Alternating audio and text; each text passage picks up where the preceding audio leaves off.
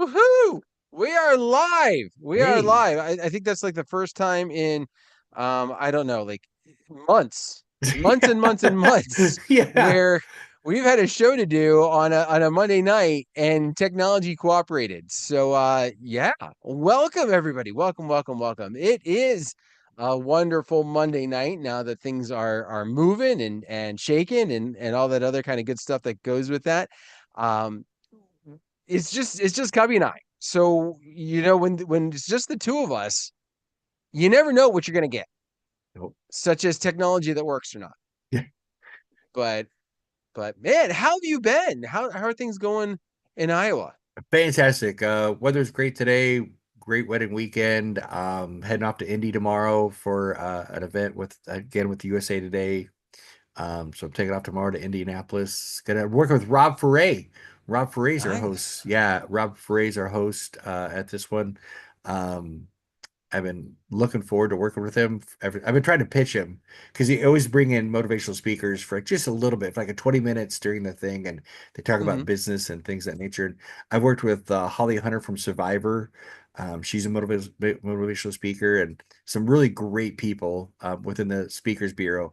And I was like, you got to get Rob Foray. You got to get Rob Foray. So I get to see him. I've seen him lots of times, but I get to see Hmm. him tomorrow at not a DJ conference, but at and he's coming in from Singapore. I think he's in Singapore right now, or just got back from yesterday.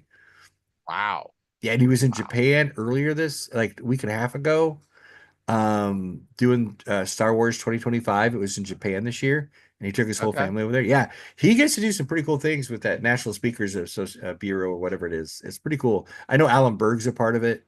Hmm. I'm gonna have to pick your brain afterwards because I'm just kind of curious because we always hear obviously these speakers and the ones that we hear, 90% of the time they're DJs and so they're speaking on DJ topics.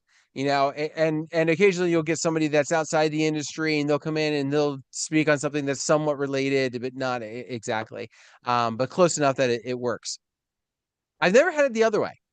I don't think I've ever sat in on a conference for something where it was a DJ speaking to a non-DJ group. So I'm curious. I'd be curious to hear how much, if any, of that comes into play. And obviously, if he's on the national speaker circuit, like this isn't just like oh he put something together. But I'd be curious as to what he brings to the table in a different light. I'm looking at my notes. I'll let you know what the rank what he's talking about. Let's see here.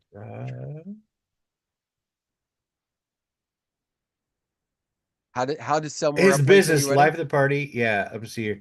He's a keynote and having a blast being the life of the party. Rob is entertaining audiences for his 3 decades. His business, Life of the Party, is three-time best of state winner. Um, but he shares his unique take on leadership from a DJ to the dance floor. So I don't know if he's gonna like talking about how to be a leader, by leading. It's gonna be interesting. I can't wait to see it. So Yeah, yeah. he's There we great to go. hear. There we go.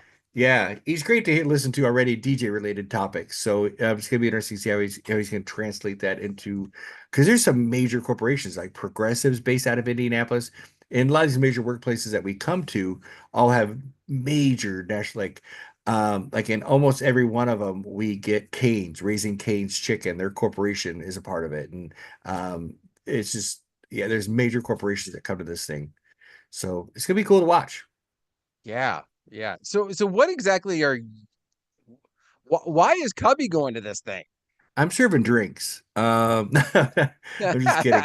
So we started a concept here in Des Moines, and it's an award show. So they have like managers awards, work life balance, and people get interviewed at these corporations, and they bill it, and they kind of say what companies opted first, right? Who's the top three in this small category, mid category, large, and I spin for the first hour, keeping the energy high, a lot of beats per minute, so while people are enjoying food and the bar is open. Then I get everybody sat down within an hour. And then as they win an award, I play a walk-up song for them.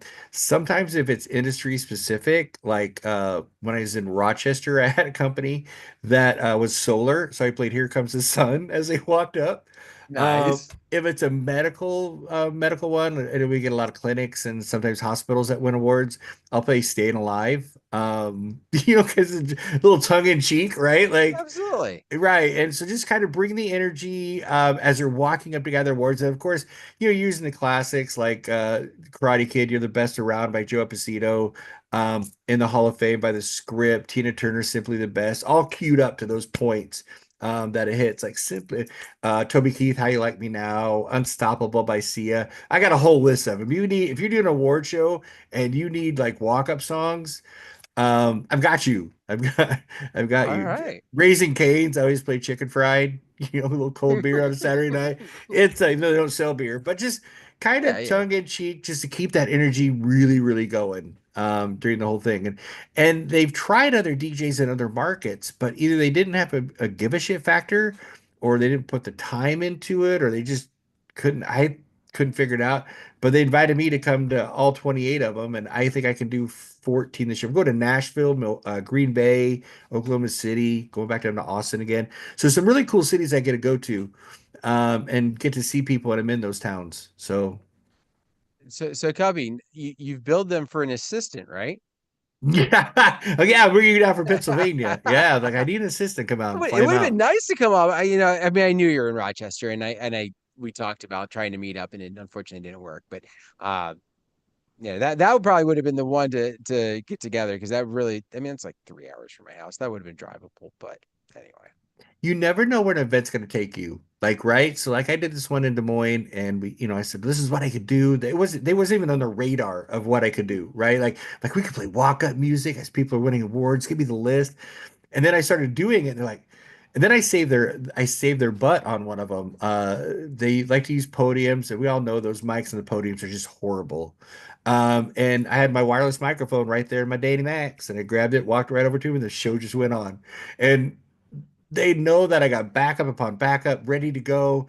And so they kind of appreciate that, I think. So, nice, nice. Well, that's not what we're talking about tonight. nope. But I will say this: we might want to think about, maybe even for next month, like talking about putting together a collection of walk-up songs that you could use, and we could even tie it into, to wedding introductions, right? We all talk about the grand introductions, and we always have, oh, everybody wants to come out to a song. All right, what song do you want to use? And it's always like the same five songs, right? Like if we could present this, I think, to some of our couples in the right fashion, I think besides obviously the corporate tie-in, that would be obvious because that's what it's designed for. I think we could find another way to relate that to maybe to some of our wedding crowds, just again to be different, right? To have a different piece to it, or even to use that same energy um in how you do introductions, right? Like that. I think that let me make a note here because I will probably forget. I know I'll forget that by next month. Um Grand entrance, I'm gonna call it walk up. And if we don't talk about it, it's because I forgot or lost my paper. So, but well, no, I mean, I'm glad things are going well. I'm glad you're getting ready to do some more traveling with that, and it sounds very. Um, I'm excited for you. I'm just the way I'm going to put it. I'm excited for you that you're going to have these experiences, and all the traveling that goes with it. Hey, fun to get away for a bit, right? If you can, right, and if your business plan allows you to, for Mhm. me, it's midweek money. I can always get back before my weddings. I know when I'm going to Cincinnati, I'm literally driving from Cincinnati into a Friday wedding. I get there Thursday, but I'll be there a day ahead of time. But just stuff like that, like if you can make your schedule to where you can make it happen, it's different, right? We all do weddings and they're fun. I mean, it's a party every Mhm. Saturday night. Some parties are better than others, but it's still a party, right? And it's just something that's different that gives you a whole new wrinkle. And then the corporate events that I get, I always pass out cards. It doesn't matter where I'm at. And I'm like, well, you do know I live in Iowa, but I'll come out to New York anytime you need me. You know what I'm saying? Or I'll come down Absolutely, to, yeah. yeah, I'll come down to, they wanted me in Oklahoma City for New Year's Eve once and stuff. So once again, you just never know, like guys, cats like Dave Lander, he gets to do those things. You do one event somewhere and then it just takes you more places. So that's all it's about is marketing and doing a good job. Nice. Nice. Well, tonight's topic, if you got the weekly email, it just said Cubby and I are going to be talking. So we could always fill a 45-minute window of just us BSing. But the plan tonight is actually instead to talk about pricing a little bit. And I think it's kind of a key idea to talk about to talk about your rates and what do you think is going to be a good idea to do with your rates, right? Because when we're talking about this, there's a couple different directions that we can go tonight, and I want to start off um, talking about, I guess, with what I would consider the more obvious aspect of this, which is the raising of your prices, and we're gonna combat a couple different viewpoints of some of the industry. I'm going to call it industry norms or industry like leading ideas that have been presented, and we'll kind of break some of those down for you. But towards the end, I also want to talk about the idea of lowering. And some of you are probably going to be like, why would I ever? And I think it's important to talk about that. I think it's important to discuss that and not just well, we'll get there. We'll get there. I don't want to put the cart before the horse because then you guys won't stick around and that just wouldn't be cool. So ideally, Cubby, we know that there's a couple different schools of thought for how you go about raising your prices. Um, but I think before we even get that, let's go even more basic with this for a second, in case we have any I'm gonna call 101ers, right? Like tuned in tonight. How do you go about in general setting the price to begin with, right? This should not be we throw something on the wall and see what sticks. So how, as a business owner, do you think it's imperative to go about setting that initial price before we ever talk about raises for ourselves? I think you got to get what you're worth, and I'm not trying to use the old Mark Farrell line. It's as a cop out. I think you should have a business plan. What's your cost of doing business? What's your cost of being away from your family on Saturday night? Is this a full-time position for you or a part-time position for you? If it's a part-time position for you, and you're working a full-time job, then you know what, my rates are going to be higher because my Saturdays mean more to me than if I've got Monday through Friday off. Finding out what your cost of doing business is, what your advertising costs, what it's going to cost you bridal shows, what did your gear cost you, what depreciation are you taking off on your taxes for each year for your things? Do you have a replacement setup ready to go? What are your website costs? Do you have a CRM that you're paying for? Whether it's Vibo, DJ Event Planner, which is my favorite, is DJ Event Planner. So I think you got to take all that in consideration, and then what do you want to make on top of that? Because I think some people do the simple math of, well, if I do a bridal show and I book one, well, I've made my money back. You didn't pay yourself. You didn't pay, you know what I'm saying? So keep away from simple math. It's not, it's, and as we've always said, treat your business like a business. So figure out what your cost of doing business is, and then what do you want to make on top of that? And then that's where I think where your starting point should be, Absolutely. along with your skill level. Yes, yes. But I think you to anybody who's just starting at it, you really do have to get into the nuts and bolts of what it's costing you to do this event, right? There's too many DJs that get into the game and they go, you know what, $100 on a Saturday night is more than I'm going to make if I, was drinking at the bar. So like it's just this idea of I'm gonna go and I'm gonna do that, and what ends up happening is they end up working the day job to pay for the DJing job, right? And I don't mean like you do that to earn up the money so you can buy what you need, but you end up working the job and using that money to supplement and pay for the things that you want to do for DJing. And I think it's important for you to get into your numbers game, exactly as Cubby was saying. Find out all of your expenses, break that down, and we've got a show on here. It's within our channel. I think Brian Red was the one who did it, who really got into that numbers game of, okay, like you're gonna do, you've got this cost, this cost, this cost, and this cost.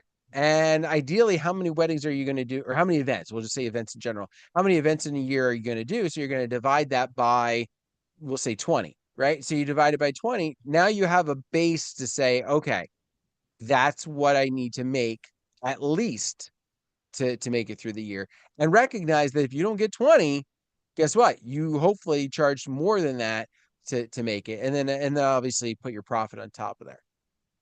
Okay, so we've got a basis to start from, and I think that's why a lot of times when DJs ask the question, well, how much should I charge? It's not really as simple as being able to go, oh, $500, because what you have expense wise varies. But once you have that magic formula of saying, okay, this is where I'm at. What schools of thought are you most familiar with? And then I'll kind of tagline off of that. Um, for when to raise your prices and by how much. For me, We it's can name what drop. It's okay. okay, I like the Allenberg school of thought. It's when it doesn't become a challenge for the many when you don't have to think about it. They've read your reviews, they've been to your receptions, and you quote $3,000, like, okay, I'll do it. Damn, I should have asked for 35. Yeah. You know what I'm saying? Or are Yeah. you booking out your Saturdays and it just because they're a bunch of laydowns or easy sales, those are great. Those do make you feel really, really good. But step up your game a little bit and challenge that, raise that 22. You might have left money on the table and didn't realize it. So you can always pull your pants down after you pull them up, right? So after you raise your prices, if you find out you're not getting booked as much as you want to, maybe you jumped a little bit too much. You can always drop back and go, well, at that venue we give $100 discount, so it's only this. You but you're still at your price. You've never gone off your published bid. You never went off your published price, but you're like, oh, we love going to the ABC Lodge, and so they refer us a lot, so we give them $100 off. Whatever, is it a first quarter wedding, a January, February, March? I don't get a lot of those here in Iowa because it's so stinking cold. So there's also some factors that go into your pricing. It should be, is it June? Is it October? Is it September? Where are your hot months at, right? And so Hmm. there's always things to take. There's a lot of things. Man, pricing is just all, and there. Let me preface this by saying there is no right or wrong answer. It's whatever you feel. What I do might not work for you down in Florida or on the East Coast or out in California as I work here in Iowa. But hopefully you learn something from Dan and myself that you can apply and get it. But like I said, there's nothing straight across the board as this is cut and dry. Like 2 + 2 is always 5. It's never like that. Oh No, shit, but there is a good math proof that says that, and as the math teacher in me went, yeah, that's actually true. But anyway, with that being said, so when Cubby's talking about like the slam dunks and stuff like that, this is where tracking, and I'll be honest with you, despite the fact that I'm also a math teacher, I hate data. I absolutely detest it. It's like one of those things I'm like, even as the school teacher part of me, it's like, no, I don't want to look at data. Like, just stop. In that aspect. But with that being said, it's important to understand, out of all of your inquiries that are coming in, how many are you getting? Like, what is that percentage of closing rate that's coming in? And I think it's important for you to go also a little extra step to say, what's the closing rate of the ones that see you versus the ones that are coming to you from a Google search, right? Like, because that's also going to make a big impact, right? If I'm 100% of the ones that saw me perform, but I'm at 50% of the ones that Google me, well, okay, that then it puts a better picture of, okay, well, obviously I'm doing something right because people are hearing about me and they want me. But when it comes to how I market, I might need to do a little bit different. But when it comes to the prices, sometimes you'll hear like that ballpark that's really nice is like 70 to 75%. If you're in the 70 to 75% closing rate of the people that reach out to you, that's a good sign. If you're finding that you're getting 90-95% and you're like, man, I'm closing a lot of sales, it might be time, as Cubby was saying, to take that and raise that price a little bit, to see. There's another school of thought that's out there, related to this kind of same idea, which, and I know there was another, you were going to talk about Drax as an idea in a moment here, but I want to skip for that for just a second. Um, I remember, I don't remember who it was necessarily, but I remember reading this one time where if you're wondering about raising your prices, stop to ask yourself for just a second if the couple that you just had, the couple that you worked with and had a good relationship with and had a great wedding with, whatever that was, would they have paid $50 more for you? Not $500 more, not $1,000 more, $50. Yeah, I think they would have paid that. Okay. Then raise your prices $50, right? Because you might be like, well, okay, what's $50? 10 events, that's 500 extra dollars that you just made that year. If you get 20 extra events, that's $1,000 extra dollars by simply raising it just $50. You know, the old adage, how do you eat an elephant? One bite at a time, right? You can't just jump. Sorry, I just saw the post. You can't just jump to that end result, right? Like it just doesn't work that way. Well, I can, but it usually doesn't. So finding that direction to go just that little piece um would work. I think for a lot of you it would work just to do that extra little piece to see that. Heck, even if you did $25, right? 10 events, that's an extra $250. You know, again, it's not lighting the world on fire, but it's a little something, right? All right, so talk about Drax's method because I think I understand it, but I'm always sometimes I misinterpret certain things.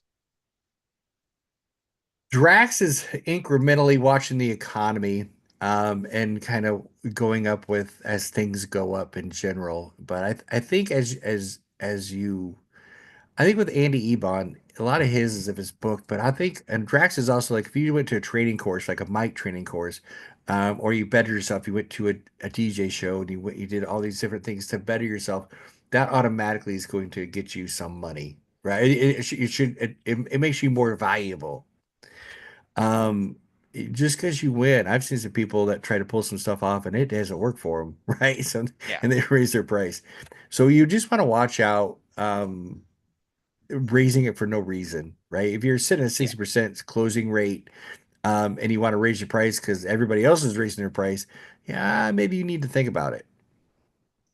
So that's a little different than the Drax one so there was another one I think, and I think you did this show with John one time or made this comment on a show with John one time where it wasn't based upon your closing rate. It wasn't based upon you know, what you've done to make yourself worth that price, but rather it's based upon the number of events that you're doing in a year. And I forget the magic number. I want to say it was 40. I don't know if that was right. So if I'm misquoting, I apologize there. But it was a significant number, right? It was a significant number. And the idea was if you're getting those number of events, whatever that magic number was, then it's okay to up your price.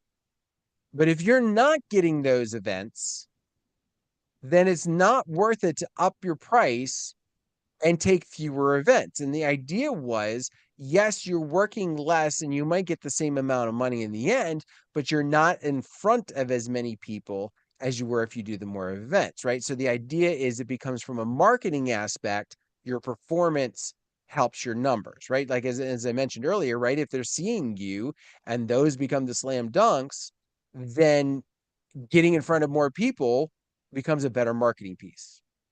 Now, for some of you, your business plan might not want you to go out, whatever that magic number might be, but it can be it can be another way to do it. Another one, and this is the school of thought that I've tried to take, and mine's a little bit mixed with that last one that you mentioned.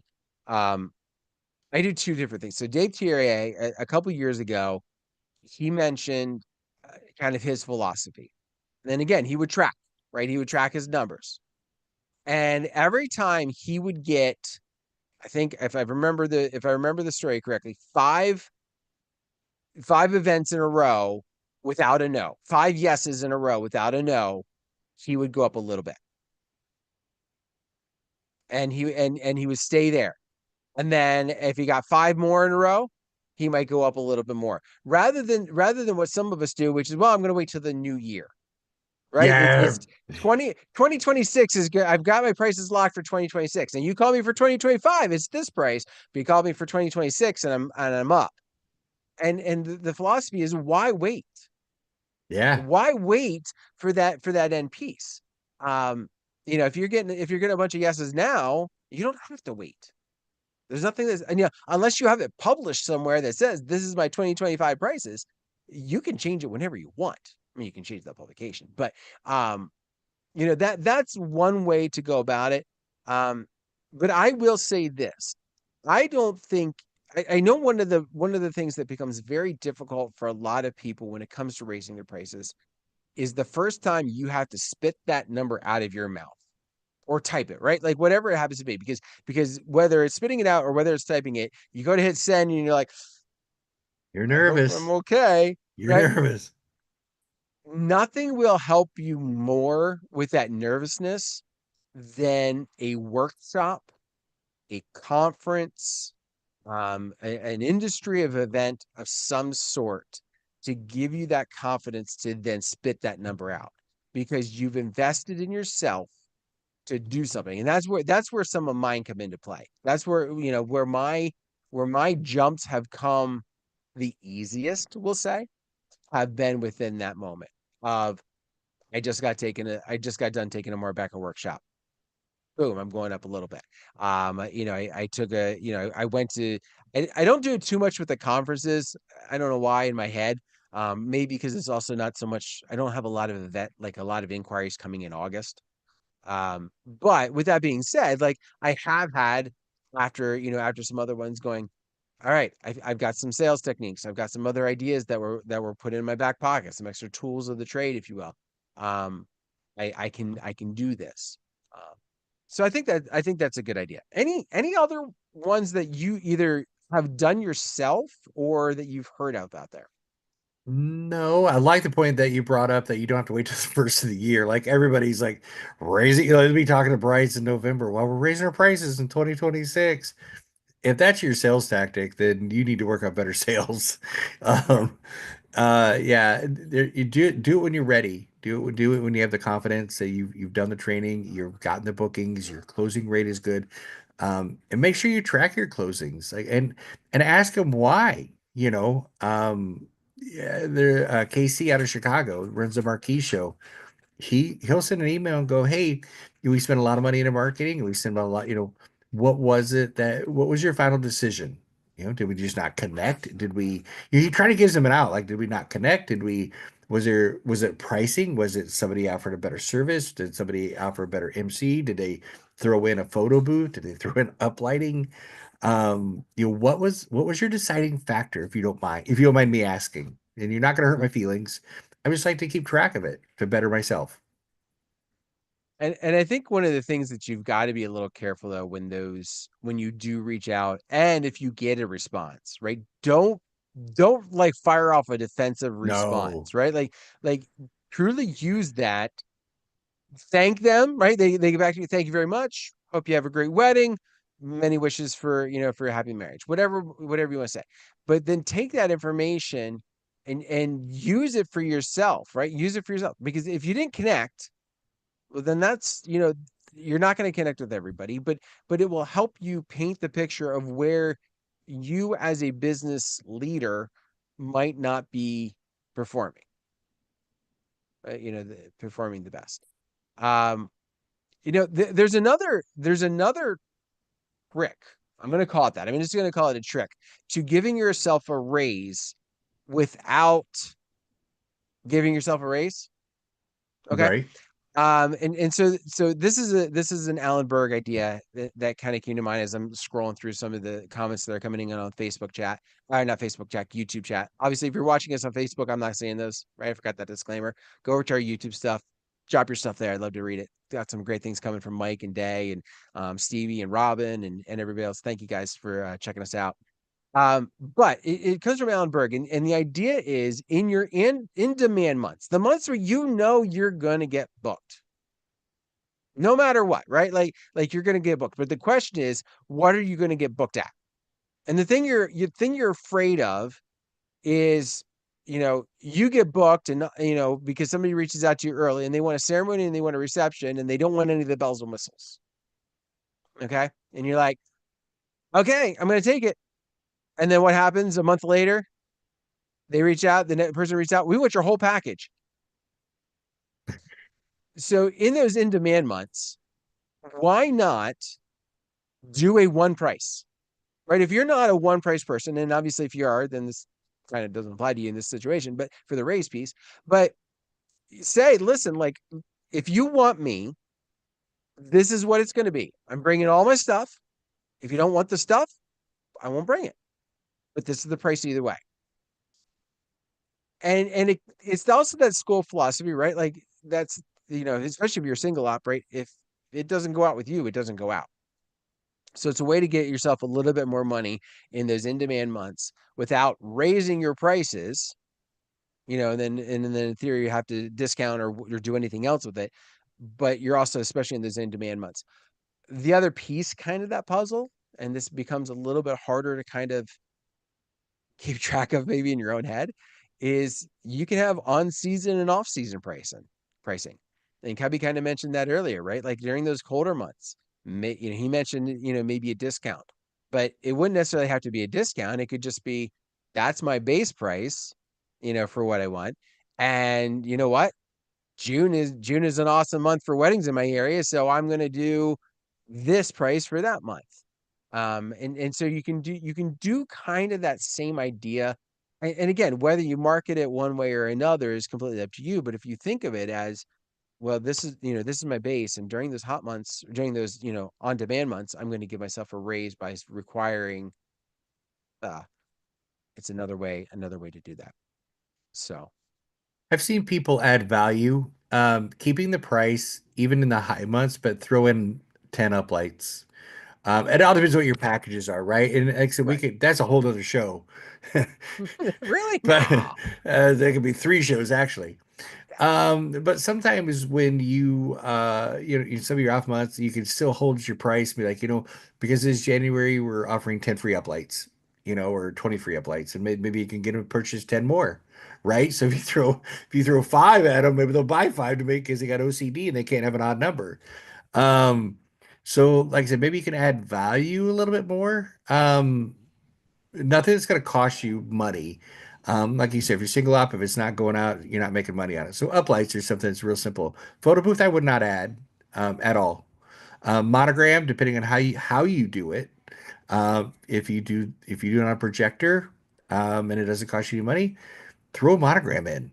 Oh, you're lucky this month we're doing a free monogram.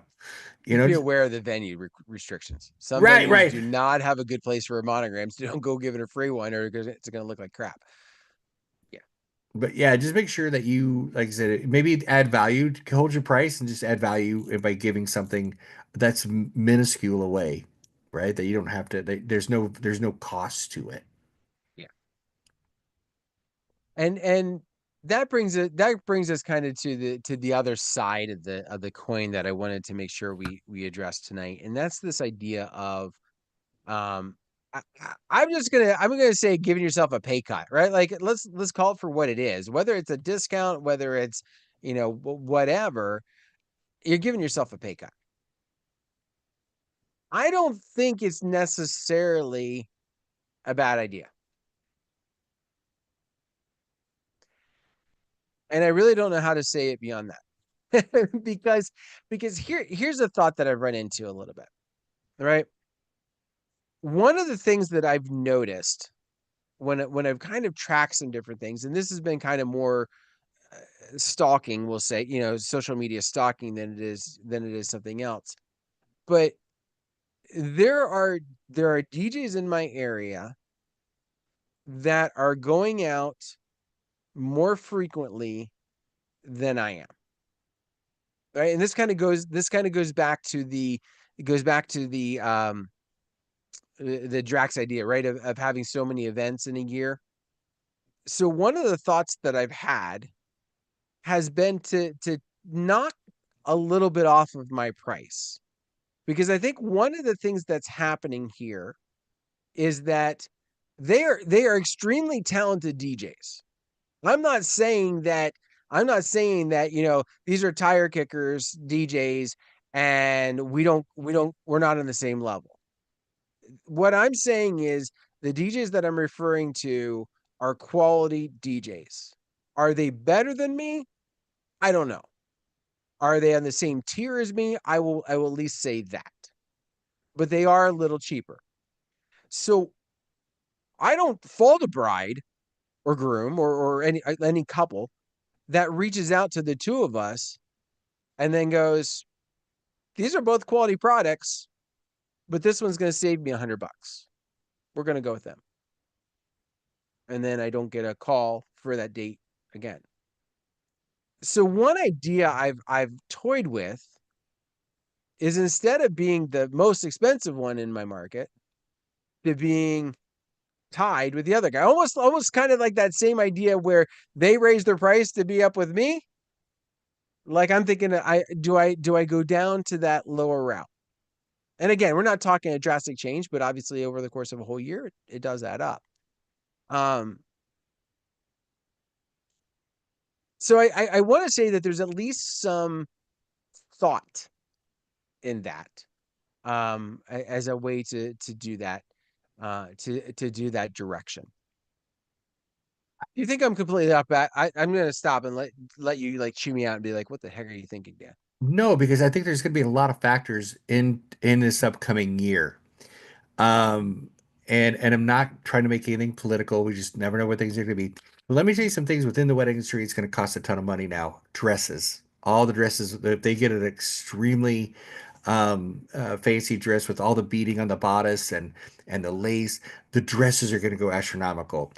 If they're going with real flowers, those imported from Brazil and a lot of the South American countries, a lot of the cake, some of the products, paper products, paper plates, and things of that nature, they come from Canada. So a lot of these things within the wedding industry outside of us are, we're going to see increases in equipment and things of that nature, but we're not going to see as much increases as the dressmakers. So they only have so much money to place everywhere else. And you're right. If you and this other DJ within your same market are on the same preferred list as this venue, and this DJ is $2,500, but this one's $2,295. So, they're just under, it's still 95, it's 23, but I mean, where do you want to work that Saturday or do you not want to work that Saturday? Right. So, I mean, and I got 5 guys to put out, and I'm not a huge multi-op at all. So I've got to watch my pricing because I got to be able to put everybody out. I'm responsible for their families, and I take that responsibility, not lightly. Um, so, uh, I think in the upcoming year, we'll see how this plays out. But there's going to be some additional costs within the wedding industry that that could affect us, and photographers as well, um, because they're looking for wherever they can save a dime. They're no different than us. Yeah. We go to the grocery store, we see two cans. If one's a little bit cheaper, and you can't see a difference. You cannot see a difference, and they're both in the same store, so they got to be good. You're gonna pull the one that maybe be a little cheaper. Now, I don't want this to suddenly become a race to the bottom, right? Like, that's the No, oh thing that my, I no, definitely no, want. But no. I don't think most of our listeners and viewers are gonna think that. But I just wanted to put that extra piece out there to be like, listen, we're not talking about this race to the bottom idea, but we are talking about, be cognizant of, listen, like, you may have to think creatively of where that's going to be. Now, this is where I think it becomes important, right? Like, I would not just suddenly go, well, for the past year and 2 years, I've been at 2,500, but now I'm going to be at 2,000, or whatever that new number you're going to say is. But I would think along with lines with what Cubby was saying, was look at where, instead of taking the money away by itself without doing anything, what else are you taking away? Or if you're staying where you're at, what is now included in your pricing? Right? Again, like, the uplighting could, in theory, I mean, especially now, they're relatively easy. You charge them, you take them, you drop them, you're ready to go. Like, that could be a relatively easy thing to include or partially include to what you're doing. Um, it becomes that perceived value that becomes more important to kind of to really bring your price for what it is. Um, so I think, as this uncertainty is there, as the desire is there, if you're finding things are drying up where you're at, obviously it becomes self-evaluation time. And that self-evaluation time covers everything from your marketing, your performance, your relationships with your venues, but it also includes your pricing. It also includes where you're at. Now I would say this is also something that could happen to you, right? I, the wedding market is like a bell curve, right? Or the wedding vendor supply is like a bell curve. You've got some guys over here, some DJs over here that are extremely on the cheap end. You've got a whole slew of DJs in the middle that are average price, and you've got a small selection that are on the high end in your market, wherever your market is. I can guarantee that it's a bell curve of some sort where you're at. And you might feel like there's a whole ton in the low end, but I guarantee you it's probably more in the middle than you might think. Um, with that said, if you've been at the same price for the past 6 years, I'm just going to pull a number out of the hat, and you're starting to see things are going down, it might be time to do a survey of your market. And I don't mean you call the DJs and go, "Hey, it's Dan, over here. What are you guys charging?" Because you're not going to get the honest thing. But you can do some searches, and you can usually find a lot of things online. You may have found that the bell curve has shifted. What was the middle of the road price is now higher. What was, $1,000 for a ceremony and reception is now 1,200. And so now, instead of being in that average group, you're now on the low end. But also, average group, if that's where everybody's at, there's a lot of fish fighting for the same pond, the same food. So what are you going to do to get yourself out of that curve? I had a DJ several years ago that kept doing the same show. It was the same wedding every Friday. He wasn't getting referrals. He wasn't, so maybe also looking at change up your performance, change up how you doing things, change up how you, I mean, if you want to do the same thing every day, go work at Subway and make those cold cut sandwiches, right? They're the same cold cut sandwich every day. So also look at your performance. Are you doing the same three-song sets every Saturday? Are you playing the same music? Are you saying the same thing to every wedding? Have you changed your show up, or is it the same show every Saturday? So then people go, "Wow, really liked Cubby, but it was the same one as it was 3 years ago." There's nothing new. So also look what's happening as your review if your reviews are coming in. And are you marketing to the same way? Yeah, I mean, Right? when was the last time you changed your stuff? Yeah. And I'm going to throw out, like, I'm a big proponent, although I haven't updated it lately, and that's my own fault. I've got them, I've downloaded, or I've saved them. My mixes, right? Put your mixes out there and put a link on your site, or put a QR code put a QR code on your card, that when you hand it out, right? Like that takes people to your mixes, right? That gives them an opportunity to hear you if they haven't had an opportunity to hear you someplace. Because again, that's becoming more and more important to our couples. You can say you've never mixed and your couples have never made a comment on it, and you can find 5 to 10 other DJs who will say, "You know what? They didn't ask me about it, but they sure commented afterwards that they liked what I did." So, they're gonna notice those things. So find ways to make yourself fresh, find ways to make yourself, and right there again, you up your marketing. Guess what? Now you've made yourself look cool again. Now it also may be worth a raise. Just saying. You got to figure out what your USP is, unique selling property. I mean, what sets you apart different from other companies? Well, now you're just talking business again, Cubby. Come on. I know it's a We whole can't nother talk show business again. on raises. We We got can't do shows. that. We got shows coming. We got all sorts of shows. What's your unique selling part? What sets you apart from from your competition? What do you do different? And I think that's important to recognize. And you're right. That could be like a whole month of shows right there, unique selling position, because I think there's a lot of DJs out there who don't understand what their selling position is. And it becomes because it's their viewpoint on it when it really needs to come from their client's viewpoint. Your unique selling position is not what you say it is. Your unique selling position is what your clients say it is. I think that's an Alan Berg line. I know I've heard that somewhere before. Um, that's what's going to matter. That's what people are talking about. That's where you're going to make and define who you are, is what they've said about you. So any other, I don't want to end on a downer. I don't want to end on a downer. Probably should not have, we probably should not have talked about the lowering at the very end. But any other nuggets of wisdom you would pass Yeah, I don't know if it's nuggets, but I mean, if you're not tracking, track your sales, right? Keep track of them. Um, you're not getting if you're not asking why they moved on to another company, ask. You're gonna get some back. You're not gonna get some back. It's all the way, and you'll know the clients who you thought you had a connection with, and you were shocked that they didn't go with you because you spent an hour on the phone with them, and you're like, "What do you mean you know you're going with another company?"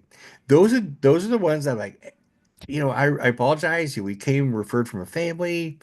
What was our marketing? Was it?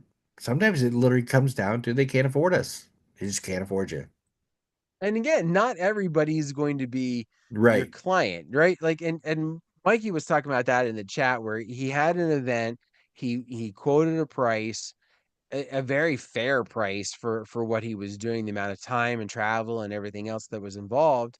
And the client came back and was just like, no, like, and expected it to be about a third of the cost. We're not talking like it was 2000 and the couple came back and said, well, we were thinking 1900. Like it was a third of the cost. Like, and so there's no reasonable way that he would accept that, based upon what he said. But with that kind of in mind, right? Like that couple is not his couple, right? It's not his client. So being aware that not everyone is your client, and if they come back and say, like, listen, we'd love to have you, but budget reasons, we just can't. And I think you're going to see a lot of that with couples. I don't know if it's going to be a trend for this year, if it's going to be a long-term trend, but these couples don't want to be in debt. There for a while, we had a big emotional pull where couples were like willing to throw themselves way deep in debt to have the wedding that they wanted. We're not getting that as much anymore. We're seeing it. We're seeing a shift. They want a party, they want a wedding, they want to have those things, but they're willing to trade off some of those pieces if it means they're not going in debt. So, Stevie, if you got it, throw it in the chat quick because we are on a delay, and so if you don't do it quick, I don't know. So I don't know if we'll get it before we sign off. Um, He's got a question. he said, yeah, he said, could I ask a question if you're reading? I'm reading. I don't sometimes it scrolls really fast when I'm trying to talk. It's kind of hard to talk and read at the same time, but It's hard to read um for you anyway. So, it because you're a is. math It is. teacher. Yeah, I'll tell you. Listen, letters are to be used for math. I don't know why they're in reading. X and Y are meant for math. Like that's where they belong, as with all the other letters. M and B and A squared plus B squared equals C squared, right? Okay, now it came through. All right. If you have a client who seems to really want to hire you, but tell you that you are too expensive, why do you think of offering them what do you think of offering them financing? Um, I think it's definitely worth a discussion point, right? Like, especially depending upon how far out they are. I mean, that I've seen different DJs will break down their pricing. Like some, I do retainer fee, I do the balance 60 days prior. I've seen some do a third of the cost up front, a third at a certain point in the process, and a third like right at the end of the process. Um, I think it helps, right? I think it helps. I'm doing a trip this summer. My wife and I are going away for our anniversary, and like we knew the total price, but I was like, you know what? If I pay half of what I have on my balance on this credit card, and then the other half when it's due, it's going to go on two separate payments. It's the same price in the end, but it doesn't hit me all at the same time. Um, so I think that's great. I think that's a great way to offer it. Let them have 12 months past their wedding to pay. No, no, Yeah, no. I was no, because here's the thing, if they don't, you really don't have much to hold Mm-mm. on to. I like the idea of breaking up going into. I would not, I'd be very hesitant to do it. Now, if they're like, I would put like a little big asterisk by this, right? Like you connect with them on a level that's like you want to bring them home and be best friends with them, and you have them signed in blood, right? Like maybe, but no, like I would say 99.9%, I would say no. And the reason being is if you don't get paid prior to that, they could claim that you did something wrong at their wedding and they just never pay you. Like, oh my gosh, he was late. Or he did this and you tracked all this stuff, but they just didn't want to pay you and because they already got the services they had. That would scare me half to death. I'm with you. Pre I have a 90-day pay, I had a retainer, a 90-day, and a 30-day. I think we've all talked about this. And but I also tell them that I had a little nurse who paid me every other week $50. She'd send me money and I'd post it and email the receipt. She got to see her balance go down. I tell people I don't care how you get there, but contractually 90 days and 30 days has to be paid off in advance. And that's just so I got money coming on all year round. Like I said, as I talked to you earlier, um, January, February, March is really slow with us here. Well, we have to do a lot of corporates, just not a lot of weddings. So, but those 90-day wedding payments come in January. I can still pay my house payment. I can still, as a single op. Once again, I know some guys that I want to get paid the night of or 10 days before because it doesn't feel like I got paid for doing the event. It's all a mindset. You're getting paid is how do you Mhm. want to pay your bills? I'll give you a little trick for that one real quick because we got to wrap it up. I'm looking at the time, but if you want to feel like you got paid the night of, put your money into your business account. Like when it comes in, put your money into the business account and then pay yourself after the event. Like when I do a wedding, when I do any event, right? Photo booth, whatever happens to be the case, the money all comes into my account. So I know how much is there, I know how much is in the business, but I pay myself after the event into my personal account, right? My business account is not paying my personal is not paying my business. So the when it's done, like when the event is done, I pay myself as kind of like an employee for what I did with that. So that's the way that I would go about it, is to kind of help with that piece. Just my idea. Yeah, and Day even said like he's still waiting for $200 from a friend from 3 years ago, right? Like that's you're gonna be chasing it a lot. I highly. Friends and family members. Yeah, Oh yeah. yeah, it's a different story. Yeah. Those are the worst. That's a whole nother show too. We had another show, Friends and Families. But There you go. but All right, yeah, so here are the things that are coming up, right? Coming up here in about 5 minutes, we've got over at djntv.com/chill. Robin's been putting this into the chat. Make sure you go over there. The Monday Night Music Show is going to be going on. A great opportunity to just kind of hang out. You want to talk more about, hey, should I raise my prices? What am I doing? Somebody evaluate me. Am I doing this the right way? Not am I charging the right amount? Because that again, we throw that out the window. But am I going about it the right way? Is there something I can improve to make myself valid for charging a better rate? Those are the things you should be thinking about. But anyway, if you want to talk about that or something else, I don't know what they're talking about tonight, but Monday night music, prime music, because I just Monday night music show. So, all right, djntv.com/chill. Tomorrow night, it says to be announced. So I don't know what's going on tomorrow night. Wednesday night, we're going to have the Chill Room Music Chat being broadcast. The Marquee Show with KC is going to be on at 9. And then tomorrow night's music show, if this is all correct, and Monday night, whatever, is going to be rebroadcasted. That's Wednesday night. So those are the things that are coming up, at least according to the email. And if they're wrong, well, blame John.